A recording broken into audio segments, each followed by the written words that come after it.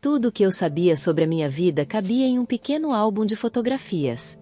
Minha mãe, Celina, uma costureira de mãos firmes e sorriso raro. Meu pai, um vago retrato de homem que partiu antes de eu aprender a falar seu nome.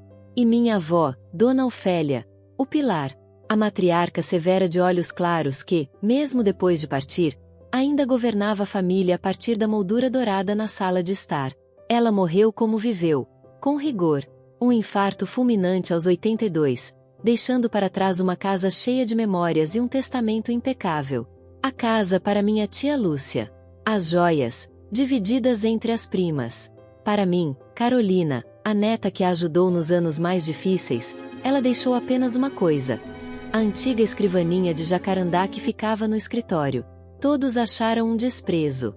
Uma escrivaninha velha, pesada, cheia de gavetas emperradas, em troca de tantas noites cuidando dela. Até minha mãe, normalmente tão contida, soltou. Era o mínimo que ela podia fazer, Carol. O mínimo. A escrivaninha chegou ao meu apartamento como um móvel esquecido. Até que, numa tarde de chuva, enquanto procurava um lugar para guardar livros, puxei a gaveta secreta. Todos na família sabiam que ela existia, mas ninguém nunca conseguirá abri-la. Naquele dia, com um gemido da madeira, ela cedeu. E dentro, não havia ouro, nem ações, nem um diário de segredos amorosos. Havia uma única fotografia. Era uma jovem. Década de 60. Pelo vestido. Ela estava sentada em um banco de praça, segurando uma criança pequena no colo. O rosto da mulher era uma versão jovem, suave e feliz da minha avó Ofélia. Mas eram os olhos da criança que me paralisaram. Eram os meus olhos. Os olhos que eu via no espelho todos os dias. E atrás da foto, na caligrafia inconfundível de Dona Ofélia, uma frase. Para minha Isabela. Que eu nunca pude chamar de filha. 1967. Isabela. O nome não significava nada. Perguntei à minha mãe, Celina, naquele mesmo dia, mostrando a foto. O que eu vi em seu rosto não foi surpresa. Foi pavor. Um pavor puro e primitivo. Ela tentou pegar a foto, suas mãos de costureira tremendo. Isso não é nada, Carol. Lixo velho. Joga fora. Mas eu não joguei fora.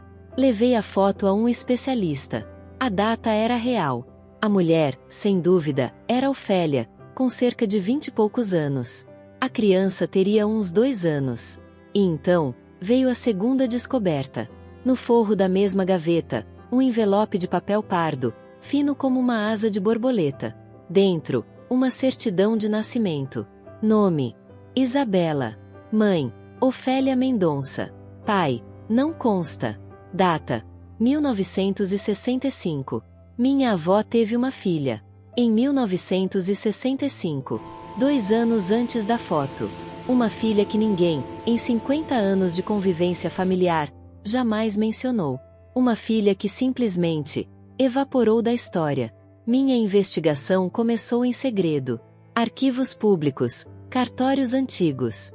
Encontrei o registro de internação de uma criança chamada Isabela em um orfanato católico, o Lar da Sagrada Face, em 1968. Motivo da entrada: abandono. A mãe, segundo a ficha, desconhecida. Mas eu já tinha a foto. A foto que mostrava Ofélia segurando aquela menina com o amor que transbordava do papel. Isso não era abandono. Era uma separação. A ficha do orfanato tinha um carimbo de saída. A menina Isabela foi adotada, formalmente, em 1970, pelos sobrinhos dos novos pais. Consegui rastrear. Ela foi registrada com um novo nome. Asterisco asterisco Celina asterisco asterisco. O mundo parou. Celina. Minha mãe. A costureira de mãos firmes. A mulher que me criou sozinha. A filha que minha avó Ofélia deu para adoção. E que, anos depois, voltou para a própria família como uma sobrinha distante. Como? Por quê? Fui confrontar minha mãe. Desta vez, não havia como fugir. Mostrei a certidão, a ficha do orfanato. Ela não chorou. Só pareceu murchar, como uma flor sob um sol implacável. A verdade saiu em sussurros quebrados.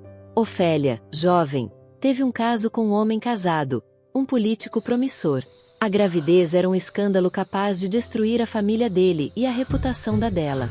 A bebê, Isabela, foi escondida, criada por uma ama até os 3 anos. Mas o risco era grande demais. A solução foi cruelmente limpa.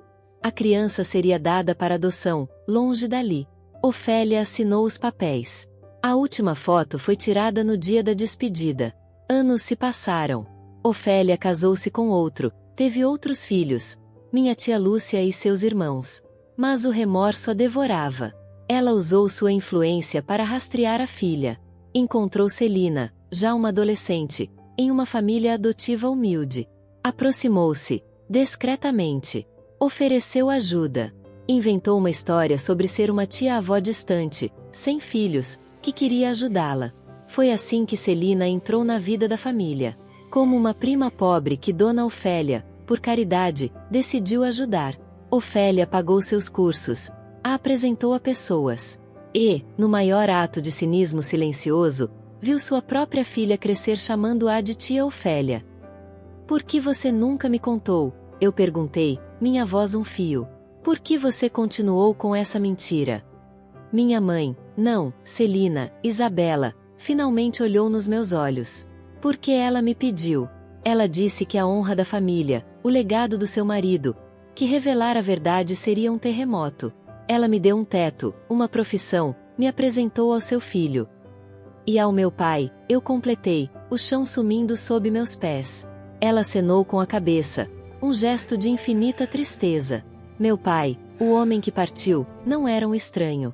Era o irmão mais novo de Ofélia. O tio de Celina.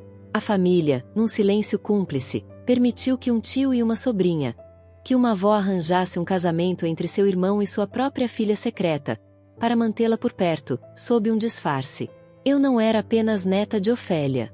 Eu era sua neta por parte de filha e de irmão.